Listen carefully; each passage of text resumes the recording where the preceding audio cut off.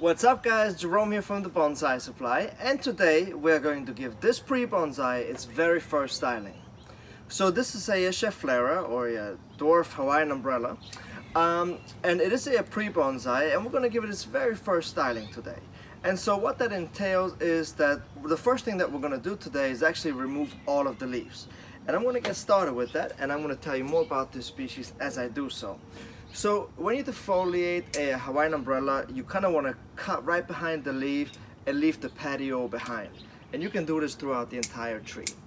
Hawaiian umbrellas are really cool trees, especially for beginners because they are so forgiving.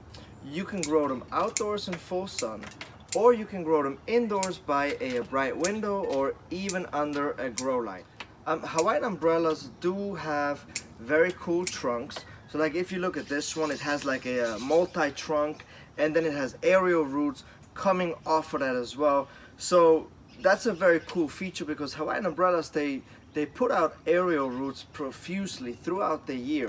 So you could actually make this clump grow and make it look really big in a matter of no time, because as the aerial roots drop, they turn into their own individual trunks, and together they can look like a banyan tree or almost like a forest style tree. So that's very cool about these guys. Another thing that's very Hawaiian umbrella like that no other tree has is the shape of the leaf. So no other tree that I'm really aware of has such an interesting leaf. It has a very interesting leaf pattern. We refer to it as the hand-shaped leaf because it has like fingers. So that's very different as well. Hawaiian umbrellas are best repotted or any type of work done to them in the summertime. So right now that the temperatures are above 70 degrees Fahrenheit and we are in the summertime, it is perfect time for me to go ahead and defoliate this tree and start to repot it. Hawaiian umbrellas can be propagated from seeds, from cutting, as well as from air layers. They do like a lot of water to grow, so if you water them a lot, they'll grow a lot as well. And they are also drought tolerant, so if you forget a day to water them, it's not a problem, they'll be okay. But they prefer to be, have a moist root ball at all times. So the reason why we leave a little stem or petiole behind is for dieback. So as we cut off behind the leaves, we get to appreciate all of the branch structure in here, which really helps to give the tree its very first design. Now defoliating also helps for the tree to restore its vigor and come back much more vigorous. As well, you get a lot more branches that come back with each defoliation. So we leave this little stem that they're gonna turn yellow and brown and then fall off. And therefore, since we leave these petioles, the actual branch is not gonna get hurt, which is great. So therefore, always leave these little petioles on Hawaiian umbrellas and you'll never experience any dieback. Now, Hawaiian umbrellas, what I like about them a lot is that if you obviously want to leave something behind on the branch, leave a petiole behind. But I could cut right here and it would regrow new branches from here. Now if I cut from here and there's no petioles behind and no leaves at the tip, I'm gonna have to leave a little space for dieback because they do die back. So I would leave about 1/2 inch, let that section die back, and from the section that has died back, new shoots will then come up. Alright, so as I was defoliating this tree, I was studying the tree at the same time, and the trunk is very interesting down here, but not up here. So I'm thinking that I'm gonna go ahead and wire the tree, but I do think that I wanna have the canopy somewhere up to here. So I'm gonna most likely erase some of this height here and keep it a shorter umbrella shaped canopy. That's kind of my goal. So before I go ahead and wire out all the way to the tips and waste a lot of wire, I'm just gonna give it an approximate cutting, and I'm gonna use my concave cutters. And I think this is going to be my front right in here, so I'm just going to cut back randomly. I'm just going to remove about 5 inches from the front, shorten it, wire it, and then really do the last trimming and shaping once all the branches are in place.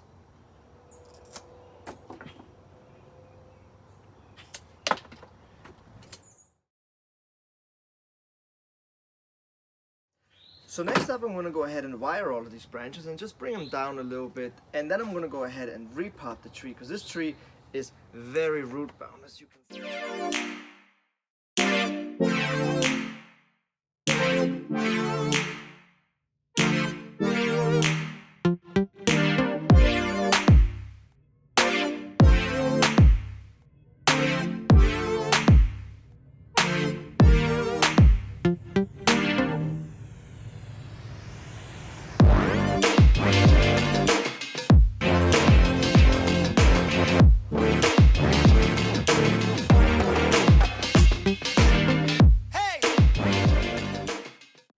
So one of the things you may have noticed by watching our channel that I don't really use a lot of thick wires. I double up on the wire, as you can see all over the place here down here on the thicker branches.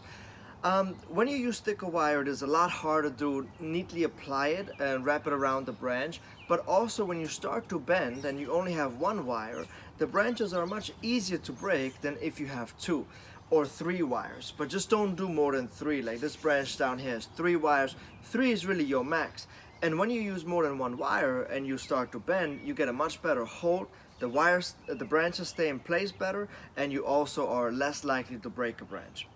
Alright, so now that the tree is out of the pot, I'm going to go ahead and use a number of tools. I'm going to use my rake, I'm going to use my chopstick, and I'm going to use my kama or my root sickle. And I'm trying to reduce the root ball. And so I always start from the top, and I'm trying to see if I can expose more of this awesomeness down here and see what we can utilize there once we repot it into this new container. And then the very last thing, we're gonna reduce the root ball, and that's from the bottom once we see what's gonna happen here on the top. So I'm just gonna get started here.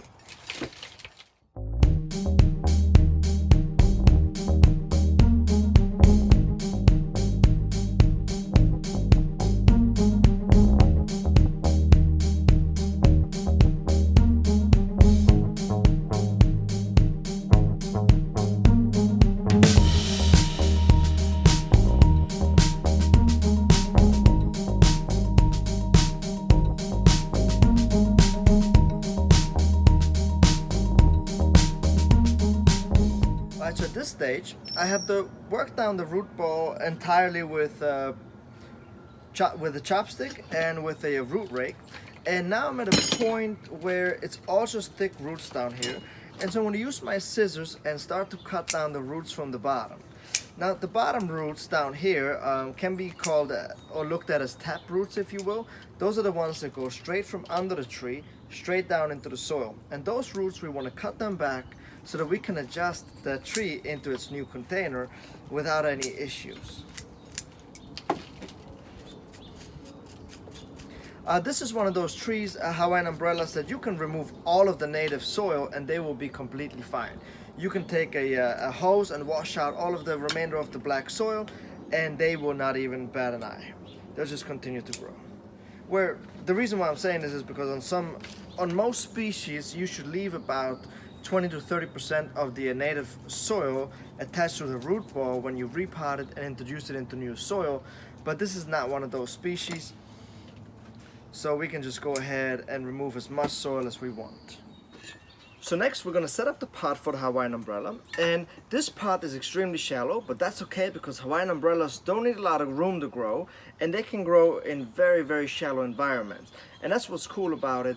So we're going to pot it pretty much in the center and then let those roots, once they start to spread and fill out the pot, they'll start to pull the entire trunk with it. Since it is so shallow, there's only one way to go. Instead of going down, we just have to go horizontally. So therefore, I want to have more aerial roots coming down into the pot, so this pot will be perfectly fine for the tree.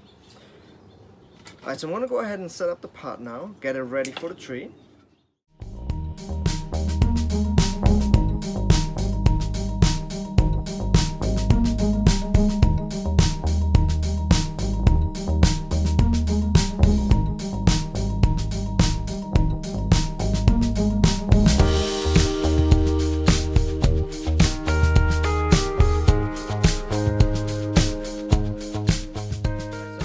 Is set up, what we want to do is take a big scoop of soil and kind of just place it in the center and let it mount up like this. And so you can apply this to all of your trees. Always make a little mound in the center, and then you can take your tree, set it on top, and then wiggle it down into position. Because most of the times what I see is that people don't work out their air pockets enough in the soil, and most air pockets actually occur down here underneath the root ball. And so therefore, this is just an easy practice. Set the tree on top, and then just wiggle it back and forth like this. And now what happens is that all the soil will go up into the root ball, into the nooks and crannies, and you will not have any air pockets. All right, so I like where the tree is sitting here at this point. So I'm gonna go ahead and start to tie it down now. I'm just gonna cross the wires over the root ball and try to kind of hide them back here. All right, so I ran the wires through the center of the root ball, crossed them, and now I'm just gonna tie it down. And so I put it through the root ball so that I can hide the wire a little better. Cut off this wire here, and then we're going to do the same over here. So feed it through the root ball like this. There we are. And then we can hide it right in here.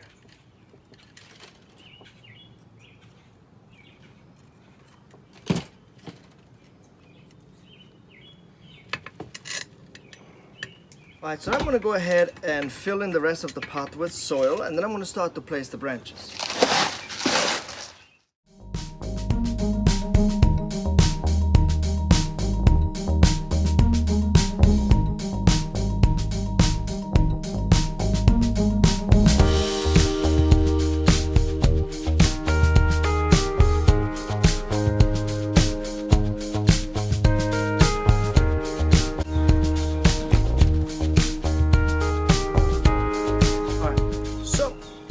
This thick branch in here, when you look at the tree from the front over there, this thick branch right here, it is in the way, and I tried to give it a little bend, but it is very stiff, so it's most likely going to crack, so I'm just going to remove this branch completely.